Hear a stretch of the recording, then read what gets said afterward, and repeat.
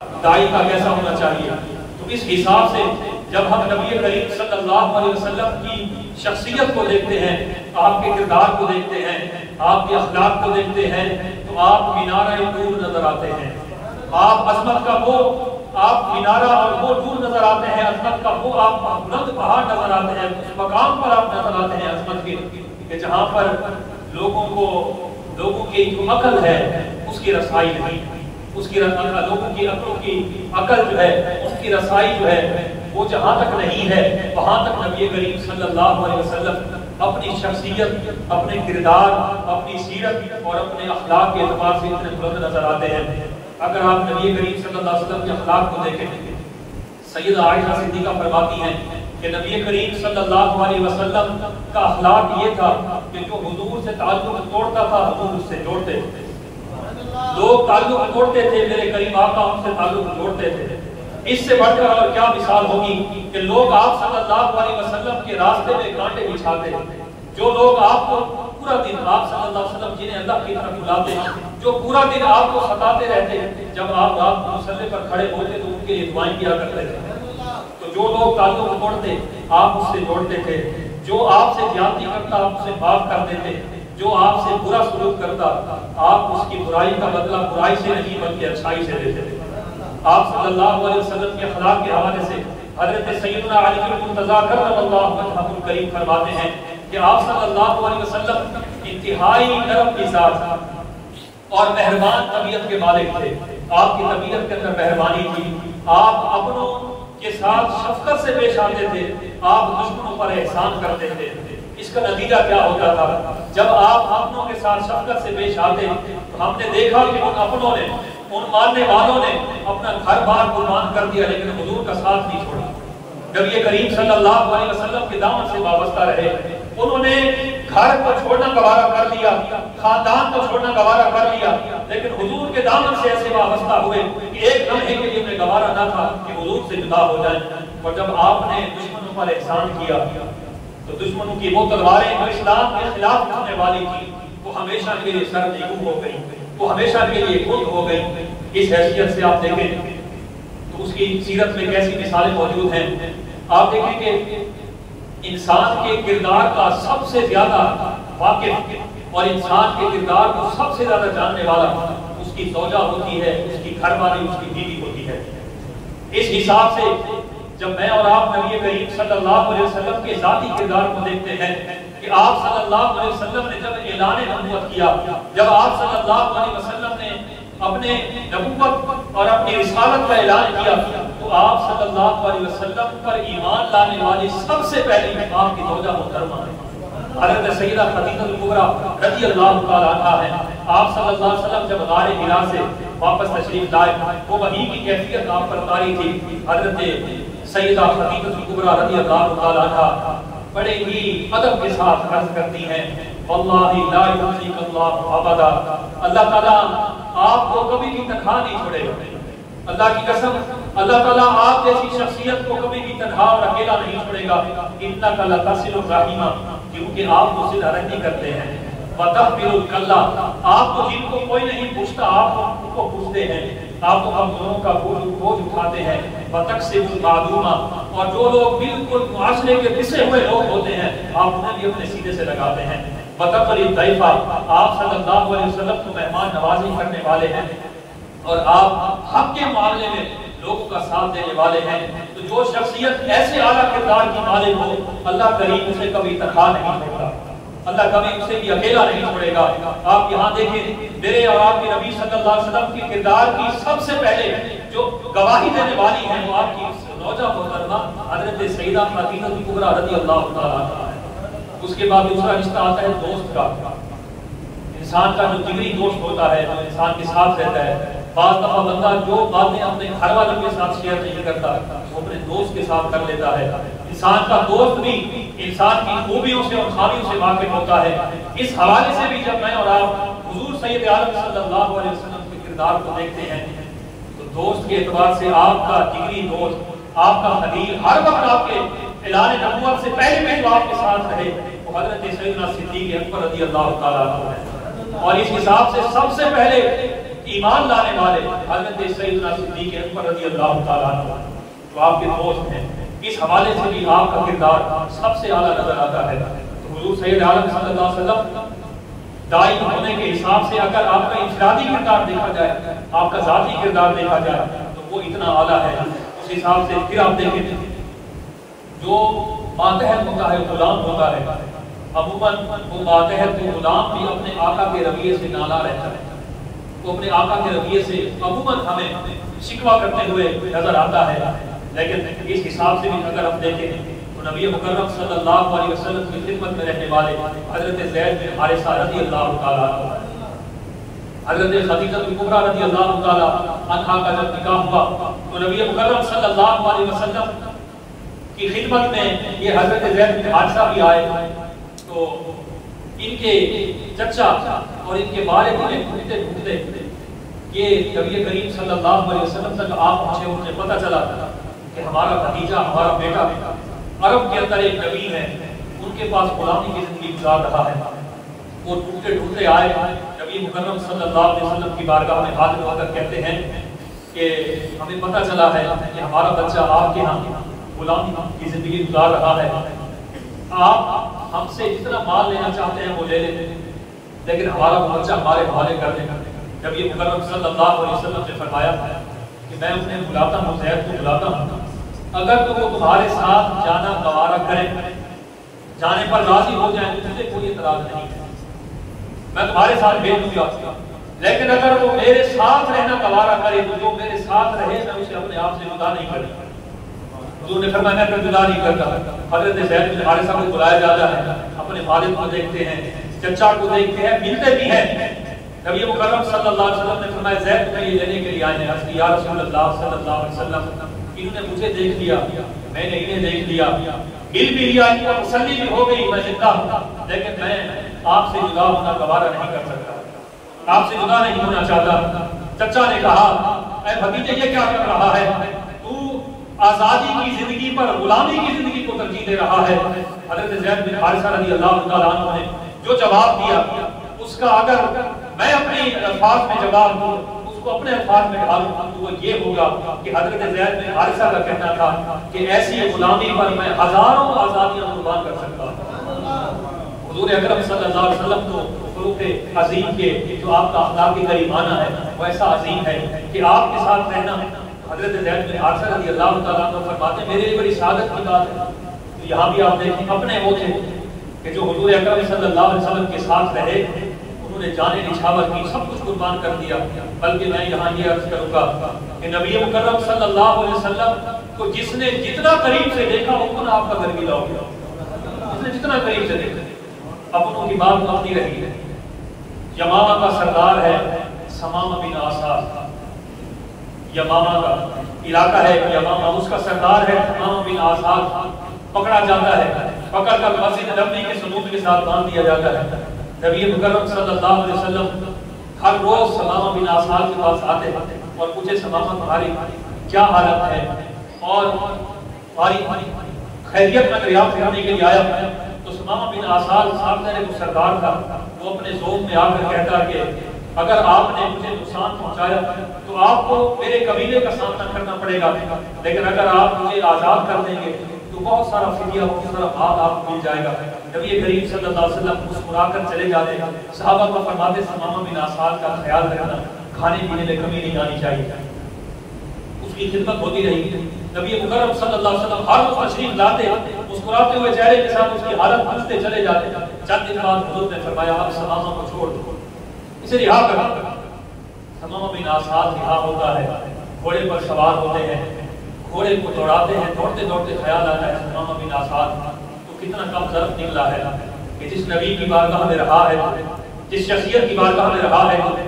ایک لمحے کے لیے بھی اس کے ماتھے پر شکن نہیں آیا۔ تو نے کیسے کیسے نکلے کہے، وہیں سے اپنے گھوڑے کو موڑتے ہیں، راستے میں کنواں آتا ہے وہاں پر غسل کرتے ہیں اور نبی مکرم صلی اللہ علیہ وسلم کی خدمت میں حاضر ہوتے ہیں۔ حضور نے پوچھا سمامہ میں نے تجھے رہا کر دیا تھا، چھوڑ دیا تھا، اب واپس آ گئے، اور کہ یا رسول اللہ آپ نے اپنا بنا کے ہی چھوڑا ہے، آپ نے اپنا بنا کے چھوڑا ہے، اپنا ہاتھ حضور کے ہاتھ میں رکھ کر حضور کا کلمہ پڑھ کے ہمیشہ کے حضور کے غلام ہو جاتے ہیں۔ نبی مکرم صلی اللہ علیہ وسلم کی غلامی میں آ جاتے ہیں۔ یہ نبی مکرم صلی اللہ علیہ وسلم کا اخلاق تھا جو آپ کی بارگاہ میں آیا، اپنے تھے، ان پر آپ کی شفقتیں اور محبتیں تھیں، دشمنوں پر بھی آپ کے احسانات تھے، دشمن بھی آپ کے احسان کے آگے نبی مکرم صلی اللہ علیہ وسلم کے آگے سر نکو ہو کر، سر جھکا کر سر تسلیم خم کرتے تھے۔ آپ صلی اللہ علیہ وسلم کی ذات کا ایک تو یہ حصہ ہے اخلاق عالیہ،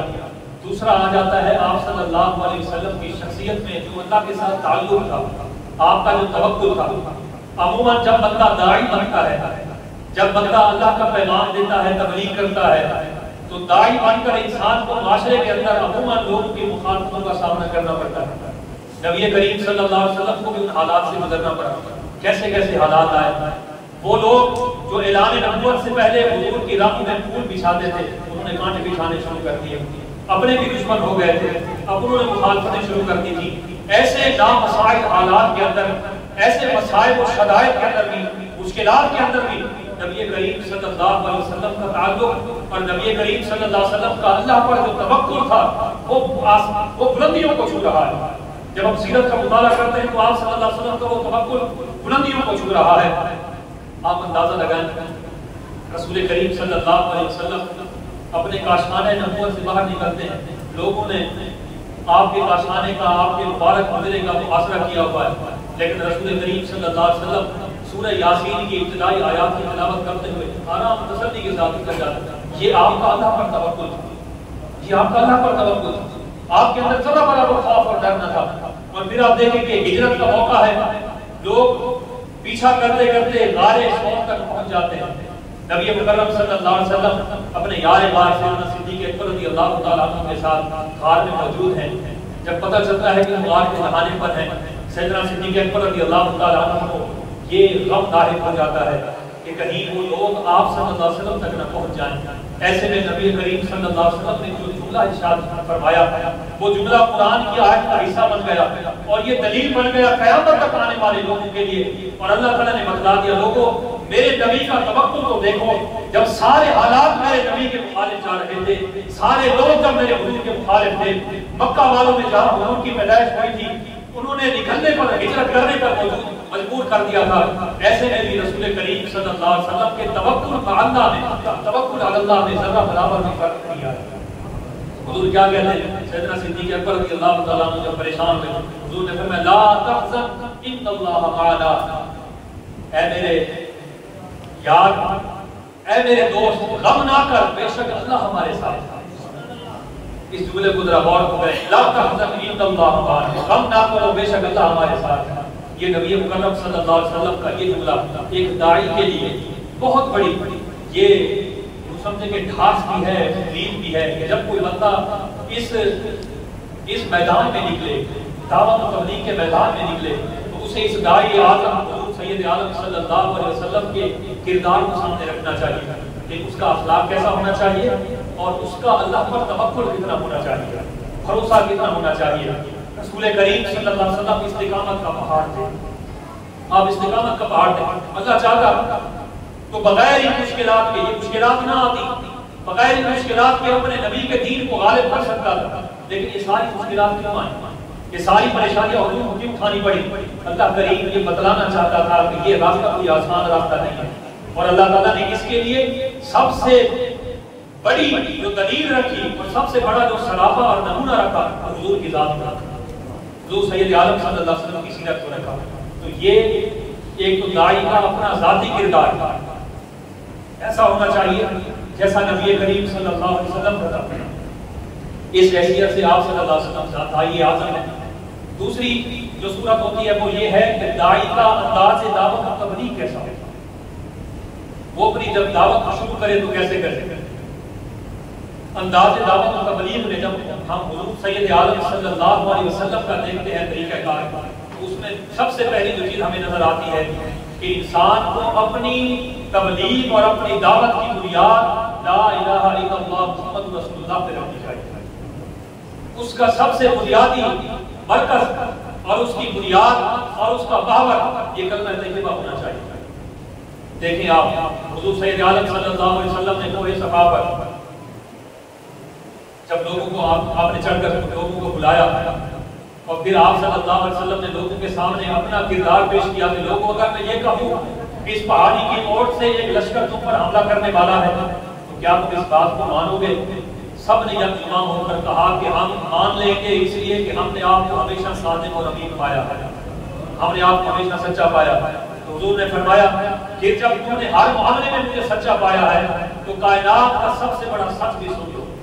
کائنات کا سب سے بڑا سچ یہ ہے کہ لا الہ الا اللہ، اللہ کے سوا کوئی عبادت کے لائق نہیں۔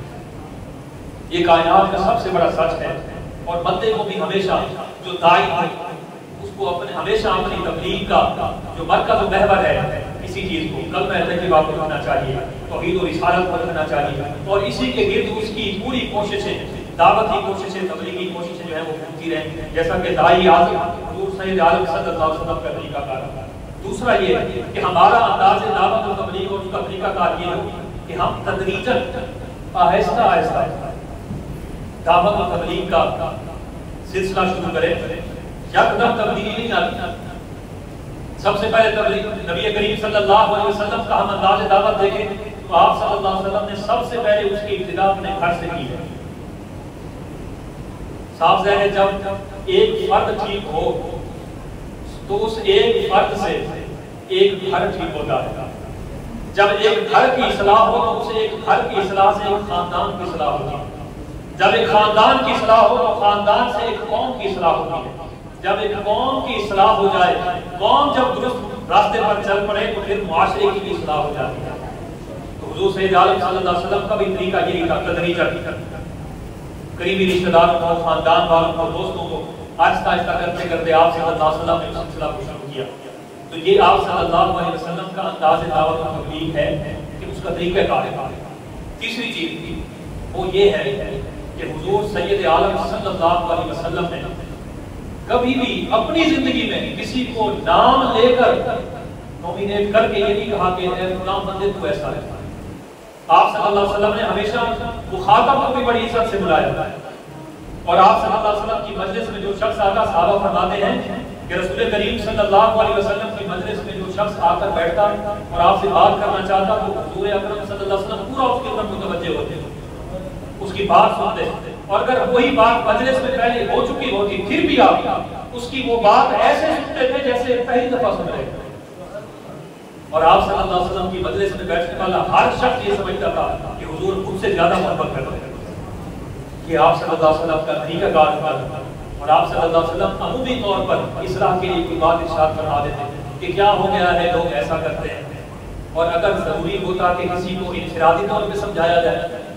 کبھی ایسا بھی ہوتا ہے کہ کسی شخص کو آپ کو الگ کر کے سمجھانا پڑتا ہے، تو صحابہ فرماتے ہیں کہ حضور اکرم صلی اللہ علیہ وسلم اس کے ہاتھ میں ہاتھ ڈال دیتے تھے، اور کبھی اس کے کندھے پر ایک ہاتھ رکھ کے یوں چلنا شروع کر دیتے ہیں، کہتے ہیں اور ذرا چل کے آتے ہیں، اور ذرا سیر کر کے آتے ہیں۔ صحابہ فرماتے ہیں کہ حضور تو اس کی اصلاح کر رہے ہوتے تھے لیکن ہم اس کی قسمت میں رشک کر رہے ہوتے ہیں۔ یہ کتنا خوش نصیب ہے کبھی یہ کریم صلی اللہ علیہ وسلم اس کے ساتھ کس انداز میں جا رہے ہیں، یہ آپ صلی اللہ علیہ وسلم کا انداز ہوتا ہے۔ تو یہ ہے کہ مخاطب جو ہے ہمیشہ اس کو اس کی اصلاح کی جائے، اس کی تذلیل نہ کی جائے، اس کو زمانے کے آگے رسوا نہ کیا جائے۔ اگر داعی نبی کریم صلی اللہ علیہ وسلم کے علم اور صاحب کو مد نظر نہیں رکھے گا تو حضور تو داعی اعظم ہے، اور داعی اعظم کے کردار کو اور ان کے طریقہ کار کو مد نظر رکھ کے جو تبلیغ کی جائے وہی متاثر کن بھی ہوتی ہے اور اس کا اثر بھی ہوتا ہے۔ اور چوتھی چیز یہ ہے کہ حضور سید عالم صلی اللہ علیہ وسلم ہمیشہ لوگوں کی اصلاح کے لیے ہر وقت آپ کے دل میں یہ ایک لگن رہتی ہے، جذبہ رہتا ہے، ہمدردی رہتی ہے، اور آپ صلی اللہ علیہ وسلم اس کے لیے جو بندہ آپ کی بارگاہ میں آتا اور آپ سمجھتے کہ اس بندے کی اصلاح کرنی ہے یا اس بندے کو صحیح راستے پر لگانا ہے یا اس کے اندر جو بھی کمی ہے کوتاہیاں دور کرنا ہے، تو آپ صلی اللہ علیہ وسلم بڑے محبت کے ساتھ، بڑی ہمدردی کے ساتھ اور ایسے خوبصورت انداز کے ساتھ اس کی اصلاح کرتے تھے کہ وہ بندہ آپ کی مجلس سے توبہ کر کے اٹھتا تھا۔ حضرت ابو امامہ رضی اللہ تعالیٰ عنہ فرماتے ہیں، حدیث شریف وہ فرماتے ہیں کہ ایک شخص آیا، اس نے آ کر کہا کہ یا رسول اللہ صلی اللہ علیہ وسلم مجھے زنا کی اجازت دیجیے۔ اللہ اکبر، ایسی ہستی کے سامنے، ایسے کبھی گناہ کا ذکر کیا جا رہا ہے کہ جس ہستی کی عفت اور دامنی پر فرشتوں کو بھی فخر آتا ہے، جس ہستی کی عفت اور دامنی پر فرشتے بھی رشک کرتے ہیں، ان کے سامنے کیسے کھنونے گناہ کی اجازت مانگی جا رہی ہے؟ یا رسول اللہ مجھے زنا کی اجازت نہیں۔ اب میرے جیسا آج کا کوئی بندہ ہو اس بندے کو ختم نہیں کرتا، لیکن یہ حضور اکرم صلی اللہ علیہ وسلم کی بارگاہ ہے، یہ داعی اعظم کی بارگاہ ہے۔ حضور اکرم صلی اللہ علیہ وسلم صحابہ نے سب نے کہا، حدیث میں آتا ہے، انہوں نے کہا رک جا، کیا کر رہا ہے، یہ کیا بات کر رہا ہے؟ سب اٹھے اس کو ڈانٹ رہے ہیں۔ حضور سید عالم صلی اللہ علیہ وسلم آگے ہوئے، آپ نے اسے بٹھایا، فرمایا کہ تو کیا کہہ رہا ہے؟ عرض کی یا رسول اللہ میں کہہ رہا تھا کہ مجھے زنا کی اجازت ہے۔ حضور نے فرمایا کہ اچھا یہ بدلا، کیا تو یہ گوارا کرتا ہے کہ تیری ماں کے ساتھ یہ عمل ہو؟ عرض کی یا رسول اللہ نہیں۔ حضور نے فرمایا اور بھی کوئی نہیں چاہتا کہ میری ماں کے ساتھ ایسا ہے؟ حضور اکرم صلی اللہ علیہ وسلم ایسے رشتوں کے نام لیتے گئے، بیٹی کا نام لیا، بہن کا نام لیا، پھی کا نام لیا، خالہ کا نام لیا۔ بالآخر اس نے آخری جملہ جو کہا، اس نے کہا یا رسول اللہ میں آپ پر قربان جاؤں، کوئی بندہ یہ عمل اپنے رشتہ داروں کے لیے گوارا نہیں کر سکتا۔ تو رسول کریم صلی اللہ علیہ وسلم نے جب کہ عقلی طور پر اس کو اس بات پر قائل کر لیا، پھر رسول کریم صلی اللہ علیہ وسلم نے اس کے سینے پر ہاتھ رکھا اور اللہ کی بارگاہ میں دعا کی، اللہ کی بارگاہ میں دعا کی، اللہم اغفر ذنبہ وطہر قلبہ وحسن فرجہ۔ اے میرے مالک کریم، یہ جو بندہ تیرا بیٹھا ہے اس کے گناہ معاف کر دے، اس کے سینے کو ہر قسم کی غلاظت سے پاک اور صاف فرما دے، اس کے دل کو پاک اور صاف فرما دے۔ صحابہ فرماتے ہیں جب وہ بندہ اس مجلس سے اٹھا، ایسے توبہ کر کے اٹھا کہ اس کی نگاہیں ہمیشہ نیچی رہتی ہے، ہمیشہ وہ بندہ کسی طرف متوجہ نہیں ہوتا تھا، اس کی کوئی توجہ ہی نہیں جاتی، خیر کی طرف توجہ نہ ہوتی۔ یہ میرے کریم آقا صلی اللہ علیہ وسلم کا طریقہ کار ہوتا تھا، یہ آپ صلی اللہ علیہ وسلم کا اصلاح کا انداز ہوتا تھا۔ اس داعی اعظم صلی اللہ علیہ وسلم کے اس اصلاحی طریقے سے ہماری اصلاح ہوتی ہے کہ ہمیں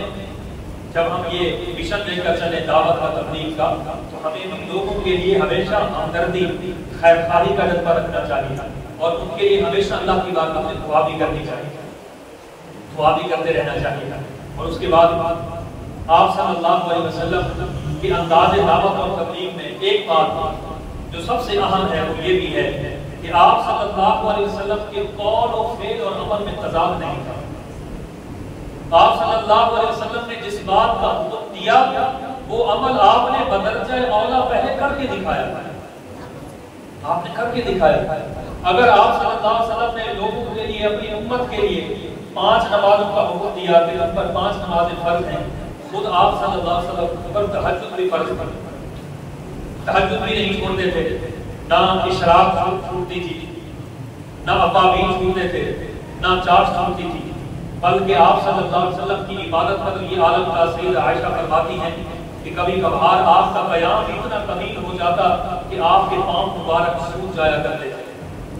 جب آپ سے کہا جاتا یا رسول اللہ صلی اللہ علیہ وسلم آپ اتنی تکلیف کیوں اٹھاتے ہیں، حضور فرماتے یہ تکلیف کی بات نہیں ہے، کیا میں اپنے رب کا شکر گزار بندہ نہ بنوں؟ جس رب نے مجھ پہ اتنے احسانات کیے ہیں، جس کی اتنی مجھ پر کرم نوازیاں ہیں، یہ آپ کی عبادت کا عالم تھا، خود آپ نے اپنی امت کو حکم دیا تو خود آپ کی عبادت کا یہ عالم تھا۔ اور آپ صلی اللہ علیہ وسلم نے اپنی امت کو اگر خرچ کرنے کا حکم دیا ہے تو خود آپ صلی اللہ علیہ وسلم کا عالم یہ تھا کہ گھر میں کوئی چیز رہنے نہیں دیتے، جو بھی آتا جو بھی سائل آتا اس کو عطا کر دیتے، بلکہ یہ تو اللہ کا حکم تھا السائل فلا تنہر، اے میرے حبیب جو سائل آ جائے اسے کبھی خالی نہیں لوٹانا، اسے جھڑکنا نہیں ہے۔ آپ صلی اللہ علیہ وسلم سائل کو بھی عطا فرما دیتے اور اتنا عطا فرماتے تھے کہ ایک شخص آیا، اس نے کہا یا رسول اللہ صلی اللہ علیہ وسلم میں آپ کا کلمہ پڑھوں گا لیکن وہ فلاں وادی میں جو بکریاں چل رہی ہیں وہ مجھے علاج فرما دیں۔ حضور نے فرمایا لے جائیں، کلمہ بھی پڑھ لیا، بکریاں لے کر اپنے قبیلے میں گیا اور اس نے کہا کہ لوگوں اس محمد عربی کا کلمہ پڑھ لو، وہ اتنا عطا کرتا ہے، اتنا دیتا ہے کہ کسی دوسرے دروازے پر جانے کی ضرورت نہیں رہتی، پھر بندہ مفلس نہیں رہتا، وہ تو مفلسوں کو بھی غنی کر لیتے ہیں۔ حضور سید عالم صلی اللہ علیہ وسلم کا اپنا یہ عالم تھا خرچ کرنے کا، آپ صلی اللہ علیہ وسلم کا عبادت کا یہ عالم تھا، اور حضور سید عالم صلی اللہ علیہ وسلم نے جہاں امت کو عفو در گزر کا حکم دیا، جس چیز کا حکم دیا خود آپ نے بدرجہ اولا وہ کر کے دکھایا۔ ہم تو صرف کتابوں میں پڑھتے ہیں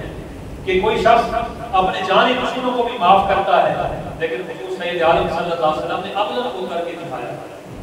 آپ کی سیرت سے عملی کو ثبوت ملتے ہیں۔ آپ صلی اللہ علیہ وسلم نے عملاً کو کر کے دکھایا، اپنے چچا کے قاتل کو معاف کیا، اپنی بیٹی کے قاتل کو معاف کیا، اور فتح مکہ کے موقع پر صحن حرم میں جب سارے لوگ کھڑے تھے، سر جھکائے ہوئے کھڑے تھے، اور سب کا جرم جو ہے وہ یہ بول رہا تھا کہ ان کے سر جو ہے وہ تن سے جدا کر دیے جائیں، لیکن نبی کریم صلی اللہ علیہ وسلم نے ان سب کے لیے بھی عام معافی کا اعلان کر دیا، سب کو آپ صلی اللہ علیہ وسلم نے معاف کر دیا۔ تو یہ آپ صلی اللہ علیہ وسلم کے